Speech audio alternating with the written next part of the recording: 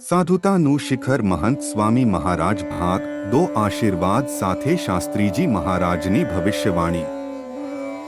જોત જોતામાં વિનુભાઈ 6 મહિનાના થઈ ગયા। સન 1934ના માર્ચ મહિનામાં છપૈયાની યાત્રાએ નીકળેલા શાસ્ત્રીજી મહારાજ પાછા જતી વખતે મણિભાઈના પરિવારને સત્સંગ લાભ આપવા માટે જબલપુર પધાર્યા।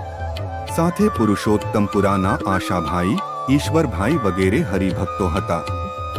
આશાભાઈ એ 6 માસના વિનુભાઈને ઉંચકીને શાસ્ત્રીજી મહારાજના હાથમાં આપ્યા। બાલક પર દૃષ્ટિ કરતા જ શાસ્ત્રીજી મહારાજ પ્રસન્ન થઈ ગયા। તેમને બાલકનું નામ પાડ્યું કેશવ। પછી બાલકના મસ્તકે આશીર્વાદ આપીને ભવિષ્યવાણી કરતા તેમને મણિભાઈને કહ્યું, મણિભાઈ, તમારો આ પુત્ર મોટો થઈને સંત બનશે અને સંપ્રદાયની ખૂબ મહાન સેવા કરશે। શાસ્ત્રીજી મહારાજે કેશવ નામ પાડ્યું હોવા છતાં સૌની જીભે વિનુ નામ ચઢી ગયું હોવાથી સૌ એ બાલકને વિનુ નામથી જ પુકારતા રહ્યા અને એ નામ કાયમી થઈ ગયું।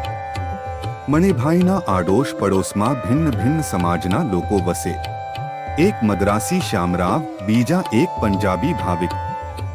શાસ્ત્રીજી મહારાજ જ્યાં ઉતર્યા હતા એ ઓરડામાં પાછળથી એક ખ્રિસ્તીને ભાડે રહેવા આપ્યું હતું। આસપાસમાં અન્ય ખ્રિસ્તીઓ પણ રહેતા હતા।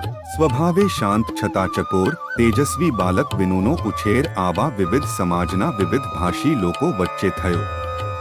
આ સૌ સાથે હિન્દી, અંગ્રેજી ભાષામાં વ્યવહાર કરતા વિનુ પ્રત્યે સૌને વહાલ અને વિનુને સૌ પ્રત્યે આદર, પરંતુ વિનુને કોઈનો રંગ ચઢે નહીં।